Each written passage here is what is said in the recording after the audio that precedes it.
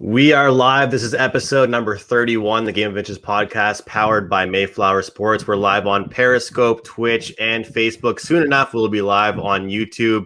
Trying to mix things up a little bit, but we are back. A short little break from the show. We're back and looking forward to a lot of bright things in the future. Welcoming my co-host, Jake Smythe. What's up, Jake? How's it going, man? Good to be back. First episode live.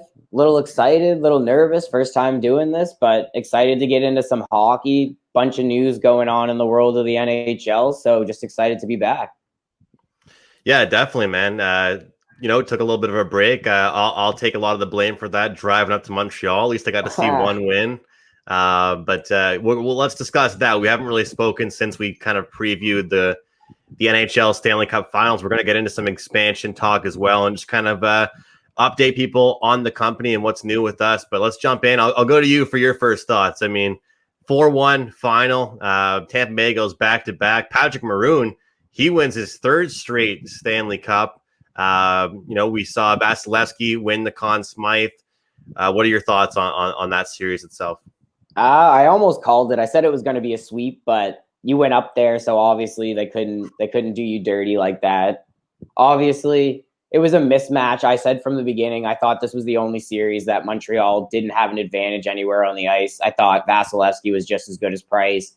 I thought their depth was just as good as Montreal's. I thought their D-core was probably light years better than Montreal's in that final. So it wasn't anything unexpected. I think Tampa Bay, obviously, the big thing everybody wants to talk about is the LTR cap restructuring and how that kind of abused the system. And Kucherov was able to basically just light up the playoffs and not play a single game in the regular season. But it was good to see Montreal in the finals. It was good to see them actually, win a game. But it wasn't anything I wasn't expecting. It was something that I think that most people that weren't Montreal fans probably would have had it either in 4 games, 5 games, or at the very most 6. Yeah, it's what they call a gentleman's sweep. I'm just happy that the 10-hour drive was worth it, and they at least got one win. Made it actually made me extend the trip a little bit. I ended up staying the extra day to watch the game. Didn't even get into the arena. I actually offered a scalper $1,000, and he looked at me like I was a goof. So I wasn't going any higher than that, man. That was already way out of the budget. So we ended up going to a sweet bar to watch, though, man. And I'll say this, like you mentioned, get the Canadiens to the Cup Finals. And I don't really like to bring like national, like countries into the mix. People keep on making the argument on Twitter how long it's been since, a Canadian team has won the cup. And my response back to them is just that, well, the whole time, a lot of these American teams winning the cup, well, it's been Canadian teams, Canadian players on those teams, leading them to it. But I'll be honest, it was great. Even though it was my favorite team, it's quite an obvious statement. It was just pretty cool to see a Canadian team back there and see the social media presence, see like on the streets, see the news.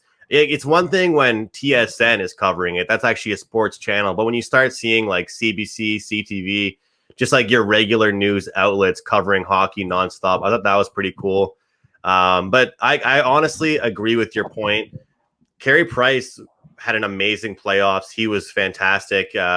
For a guy that was injured for a lot of the season as well, he's a guy that makes a lot of money. Everybody knows how great he's been, but he stepped up big time in the playoffs, and I thought it was a pretty cool moment. A lot of the leadership talk has been cool for this Montreal Canadiens team, but during the closing statements after the game, when he kind of just said, like, I didn't play my best to start the series off, and he holds himself accountable. And Shea Weber pretty much just like cut him off or waited till he was done speaking and just said, like, I don't think that's the case at all. They didn't play as a team their best to start out that series. And I think, when you don't steal a game on the road to start off the Stanley Cup playoffs, you're putting yourself in a really tough spot there. So, I think that was the biggest thing for the Montreal Canadiens and it's not even like they got blown out in game 2 either against Tampa. Game 1 was super rough, but you got to steal one on the road. And then after that, it was all confidence. But I just wanted to get your thoughts on like the leadership core there for the Canadiens. Obviously, a lot of guys on that team getting up there in age that might be the farthest they'll ever go. Yeah, man, there's a lot of vets on the Montreal Canadiens that was probably their last go at a cup unless, this year they sign somewhere that's another cup contender and they get there. But It was hard to see, honestly.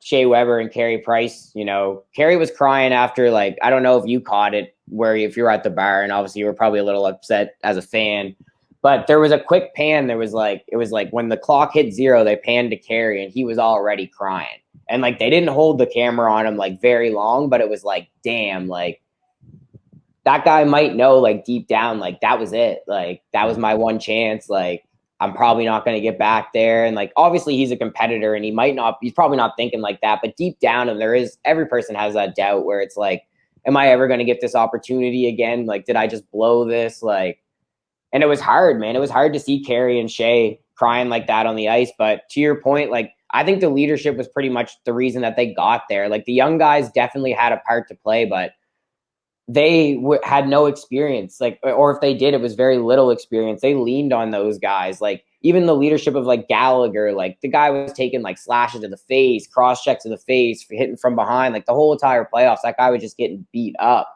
but he was there every game. Like, how can you not want to go out and play for that guy if he's going to go sacrifice his body every game?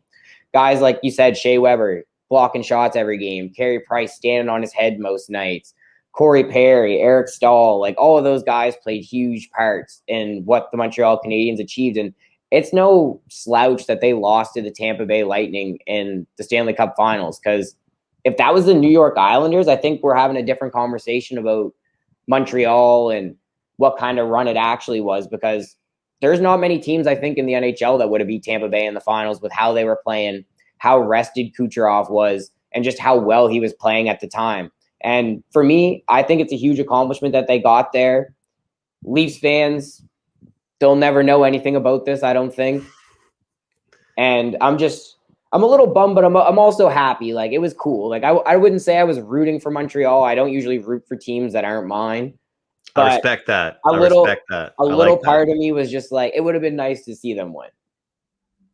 What you just said there kind of reminds me of when we first started out doing these shows, and I would chirp all of our buddies that were cheering for the Buccaneers that were Patriots fans. Yeah, I respect that. I mean, you can like have a team you're deciding, want to win more than the other, but you can't like adopt a brand new team. So yeah. I mean, not like a new team. I know you're an Avalanche fan, obviously, but yeah. And talking about the leadership core again, just like you said, Corey Perry and Eric Stahl. I mean, Corey Perry was unbelievable. But even Eric Stahl, after he scored that one overtime winner when he joined the team, I think it was his first game with the team, he didn't really do like anything, man, for the rest of the regular season. But I think like I kind of have like an obsession with watching like these like the press conferences. Like, I don't miss one. Like, I watch all of what the coaches are saying, the players are saying, and like it just seems like maybe it's because the reporters are always asking about it, but like Nick Suzuki loves talking about Stahl. Like, all these guys love talking about, like, Kotkaniemi. He loved talking about Eric Stahl. So like, it goes to show that it's not just like a cliche, talking about like veteran leadership. Like, it's a real thing. Do you think that, like, you mentioned like those guys, the younger guys, not being there that much? Do you think that's like beneficial? Because it sounds like they were saying a little bit to them, like Caulfield. Like, think about the year he had with Wisconsin. Now he's here. Like, you almost like, I don't want to use the word take it for granted, but you just don't know how rare it is because it's your first year.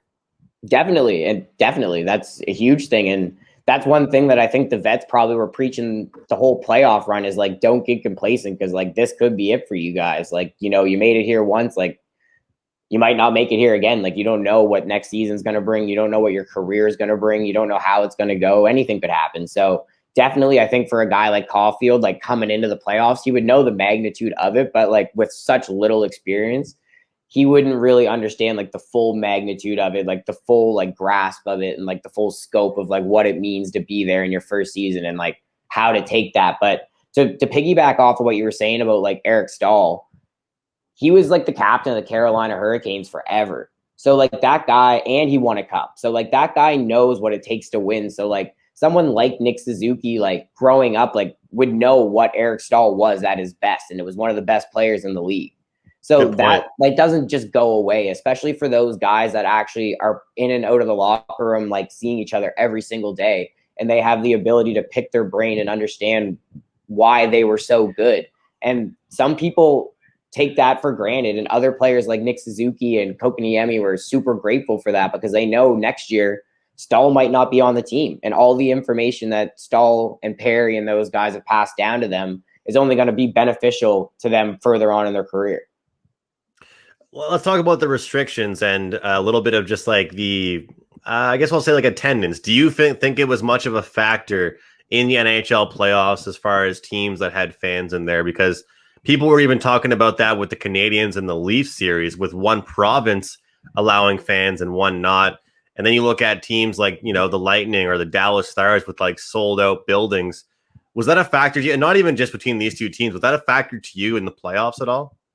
I think so. I think more so it would be like the biggest time I think I noticed it was in the Montreal, obviously Tampa Bay series, where one arena was sold out and the other one was like 10% full or like 20% full, right? Like that's going to make a huge difference, like going from one arena to the next, where it's like, all right, like these fans are loud as hell. They're like, I can't even hear our coach. Like I can't hear my guys on the ice. Like it makes a difference. But in the series where it was, I think Carolina and Nashville, I think they played in the first round. Feels so long ago. I can't even remember the first round. But it was. Both of those arenas were sold out, right? And I think after the first like 2 or 3 games, it didn't really like matter that much because both arenas were jam-packed and both arenas were booming. So I think on like a circumstantial level, definitely. But as a whole, I think it depended on kind of who was playing and what the capacity levels for each place were. Man, and I just keep thinking about, as a Habs fan, the comments that Kucherov was making after, and even to all the boys in the group chats and stuff, and like on here on the Mayflower podcast and stuff, Game of Inches, I never ever really bitched about the salary cap problem. I never really brought it up too much, but like seeing that guy start going crazy afterwards, it's like, damn, man, you didn't even play the whole season, buddy. Like, relax. I will give you credit. The only time you brought it up was after he said that. I will say that. Yeah. You didn't bring it up at all, or if you did, it was very passive in the sense that it's like you were saying it was part of the rules. So like, what can you do? Like, you know what I mean? You were never somebody that was like, screw Tampa Bay, they're cheating. You understood it was a part of the game, but once he said that, you were not happy. You were not happy. Like, this is obviously me being biased, but like, let's be honest. If I won, man, if me and you won like a pickup basketball tournament or like play on back in the day, is the first thing you're going to say to somebody like dissing the other team? Yeah. Hell no. You know what I mean? Like, like that was one of the first things he said in his interview was like, yeah, they treated last game like they won the cup. It's like, yeah, that's called a passionate fan base. I was in the city. I had guys rolling their window down to high five me on the street while they were driving by me. Like, I don't think we're seeing that in Tampa. Don't get me wrong. They had like their fans came out, like they had parties outside the arena, but I don't know. His comments kind of made me mad. I like Vasilevsky, man. He definitely seems like he's got a little bit of swagger to him, but he's kind of quiet. And he was just shutting the door. So he was a huge part of it. And one thing interesting, though, we're going to get into it. And like as the summer progresses, we'll start having some shows about trades and keeping everybody up to date on our thoughts. But John Cooper said to his team, like, you guys look around the locker room because this team is going to be different next year. Yeah. It's a surreal feeling, man. Like I obviously be a lot of different guys, man.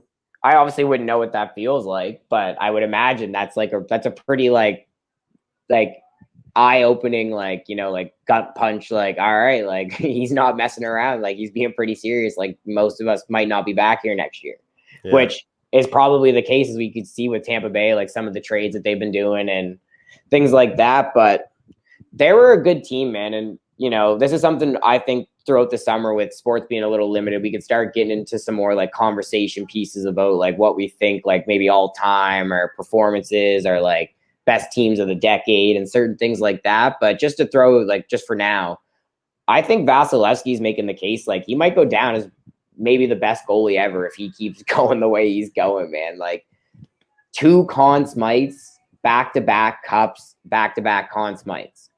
Like that's unheard of, man. Like that's literally unheard of. And it's not like obviously Tampa Bay is very, very, very good. But there was multiple games throughout the playoffs where Vasilevsky was absolutely standing on his head and had, like, I think there was 2 series where he had under a goal 0.5 GPA. Like, that's crazy. Our goals against average, sorry, not a GPA. My man's got school on his mind. You know what? I actually do have school on my mind. We'll talk about it off air, but that's kind of funny that you do say that. But yeah, so I think he's making a case for one of the best goalies ever, and it's hard to see any sort of like dip and decline in the way he's performing because he's still so young. Like goalies usually play until like their mid 30s, late 30s, like and actually like at a high level if they're some of the best. So it's just like the sky's the limit for this guy. I don't know where it's going to end with him. Yeah, I thought it was cool that like going into the last game, like obviously, like checking the odds, like if you for who you could bet on to win the Conn Smythe, and my take was kind of cool because it just like was a lot very similar to everybody else, but it came down to the final game, like it wasn't decided yet. And I said to myself, if it was a high scoring game and Cooch was involved in a lot of those goals, he would get it. I actually thought maybe people might not agree with that, but I thought that the Conn Smythe Award came down to the final game that they won, like the Stanley Cup winning game. And if it was a low scoring game, they had no choice but to give it to him because Kucherov was in the mix, right? Like Kucherov was way up there in the mix for the odds to win the Conn Smythe. But that's the biggest thing. And you mentioned it kind of thing about the Canadiens and the matchup and how, if you break it down, defensemen, centers, forwards, goaltending, it was either a wash or Tampa had the edge. And I give the wash maybe a little bit to the goaltending, but Vasi played more consistent, honestly. I just find that super cool, man, because they could win low-scoring games and high-scoring games, and that's what I think that's what we should all be focusing on the most because like as a bettor, I always look at that stuff, like which teams can win without scoring 4 or 5 goals, Like I always say, and I'm known to chirp the Leafs, but I always joke around during the regular season that like the Leafs, if they need 3 or 4 goals to win a game, but because they're going to give up a couple. But the Tampa Bay Lightning throughout the playoffs shut out, I think it was 2 or 3 teams in series closing fashion. That's impressive, man. That's a championship team right there. That's a team that knows that when it comes time to close out the game, you got to close out the game. Like, don't give them any more chances. Don't give them any extra lives. And this is something we could talk about again, but we don't have to dive too much into it right now. Like we might be witnessing like, maybe one of the greatest franchises in sports in the last decade. Like just the amount of playoff appearances, cup finals, cup wins, regular season awards, like individual player awards, like Olympians on the team, like future Hall of Famers on the team. Like we could go on forever about this team. And it's pretty crazy that I think me, you, and, Harry and our buddy Elias counted out like 2 weeks ago. There was like maybe like 4 or 5 like legitimate Hall of Famers on the Tampa Bay roster currently, with Braden Point being one of them and so young and still has so much time to prove himself. Like this team was one of the greatest teams probably assembled the last 2 years that's been assembled in sports. Yeah, and like look at the whole city in general, man. Like the Tampa Bay Rays, the Buccaneers, the Lightning, like what they're doing in general, not even just the one hockey team, but like the entire, area. The state, Those fans are going to get cocky, man. They won more championships this year than, the city of New York has won in a lot of years. That's for sure. You're not lying. But we're going to get into a lot of the free agency stuff. And like, we could kind of go on and about all kinds of different players, and we could all bring up different players. I guess one player I wanted to bring up, which is kind of off script here, but since, I don't really hide my fandom of my team, Philip Deneau, a guy that like literally didn't make an impact on the goal score sheet too much. He had that one big goal actually for them, but shutdown guy, face-off guy, but he turned down some money earlier in the season. And he admitted that was actually a distraction for him earlier on in the year. And now you look at him pretty much like he's given the go-ahead by the Canadiens. He's, playing with free agency. And at first, the reports that I saw from, trusted sources like Eric Engels, I thought that it was going to be like the Habs wanted him to go out there and they wanted to prove to themselves that he wouldn't get any more elsewhere than they would give him. But from what the strong reports I'm seeing now, man, is that like his strong playoff performance might have actually driven him to want to go somewhere else and get paid. Yeah, he's an interesting player, right? Because he is, I won't say he's one-dimensional, because in the NHL you can't really be one-dimensional. You have to be able to play the game. You have to be able to play 200-foot game. Whether it's, you're the best at it or the worst at it, it's a different story in the league. But as a general hockey player, you have to know how to play the game. To know for me, like, how much do you pay a guy that, you know, he's an elite shutdown guy, but like, if he's not even going to contribute like 50 points in a season, like it's hard to pay somebody like 6-7 mil, right? 8 mil. And I can understand why the Canadiens were like, all right, maybe you should go get a quick reality check about maybe you're worth in the league, and we'll come back and talk. And some teams maybe have that little bit of like recency bias where, you know, I seen him do this and I seen him do that, and they don't understand that maybe you're not going to get a full package. Like, he's not a number one center, in my opinion. He's a number one shutdown center, but like on a most teams, Phillip Danault is not going to be a number one center.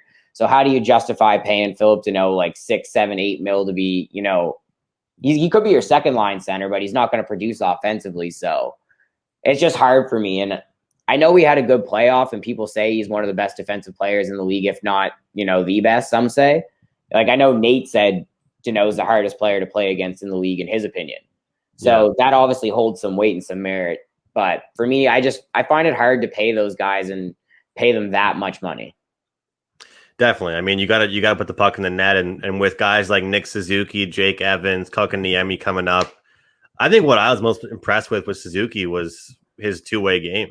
Yeah, he's an a lot of excellent people have two-way talked about that. Yeah, like he's learned to not just be an offensive guy. I only got to watch him in junior a few different times, but the expansion draft, man, let's jump into that a little bit. You know, we're going to definitely hear a lot more over the next couple of days, and we're going to be excited to kind of look at the team. But I think I want to personally start with just what we saw with the Vegas Golden Knights, a team that went to the Stanley Cup final, a team that was really well built.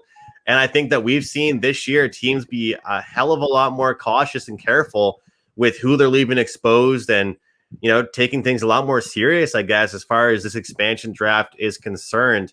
I just thought that Vegas, the cool thing with them is that I mean, I'm always talking about not just having one or two guys you can rely on. And that was kind of the key to their success when they had, you know, their run, was that besides having a great goalie in Marc-Andre Fleury, they just had like a bunch of guys that could score and contribute.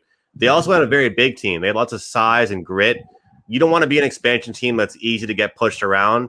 But I think defense and goaltending is huge. And when I've heard the reports out of Seattle that, you know, spending money on defensemen is going to be a huge goal for them. But I've heard, you know, Seattle has some great fans. They have a great fan base. I heard Marshawn Lynch will actually be one of the guys announcing one of the picks. So that's going to be kind of cool. But a lot of excitement surrounding a new team and another expansion draft for us, Jake. Yeah, man. Obviously, it's an exciting time. I wish, obviously, Harry was here. Harry's all over the expansion draft. This guy has a million theories about what could happen, and they're all valid. So this is something me and him and you have been kind of like, and the boys in general have just been talking about over the last like 2 weeks, like what's going to happen. Like at the start, I was of the mindset that, you know, Seattle was going to try to do what Vegas did, like try to win over teams by saying, hey, you know, you give us a little something, we'll stay away from whoever you want us to stay away from. We'll take the second guy, and we'll figure out what that price might be. Or if you want us to take somebody, you know, we'll talk about what that price might be. And from the get-go, it seems like teams are just playing hardball. They're like, all right, here's all our guys that have extremely high cap hits. Some of them are still excellent players, but they all have extremely high cap hits. So you're going to have to decide which players you want to take, and, you know, maybe eat half their salary and flip. Like one of the reports is like Vladimir Tarasenko is like 100% going to get taken by Seattle, knowing that they're probably going to retain some of his salary and with the potential to actually trade him to Philadelphia. So there's so many. And then there's another report that Philly's asked Seattle to take Jacob Voracek, who's on an $8 million. I think he's got 2 years or 3 years left on an $8 million a year contract. And they're asking for Seattle to take him, and they're willing to give a first-round pick if they take him. So there's so many different storylines, and it's so hard to project like what players are going to get taken by Seattle, because you don't know the conversations that are going on behind the scenes, and you don't know who teams want to keep actually, even though they left exposed, versus like guys like they left exposed and they actually really want gone. So it's going to be an interesting draft on Wednesday. And in terms for like the fandom, Seattle, the football team, has like I would say top 2 or 3 fan base in the league. Some people might argue, but I disagree. So that's just my opinion. So I don't think there would be any concerns about like fans. Like they're a passionate fan base. They only have the football team really, and they have the Seattle the Seattle Sounders. But I don't like, even they're actually really big in Seattle too. So there's no reason for me not to think that Seattle is going to want to be competitive out the gate to show this fan base like this is actually like why you got behind this. And like just like the football team and just like the American soccer, we're going to do things to make us winners. And Seattle, the Seahawks have won championships. The Seattle Sounders have won championships. So in my mind, the city of Seattle isn't going to want, let's draft some young guys and let's do this and we can develop. Like I think out the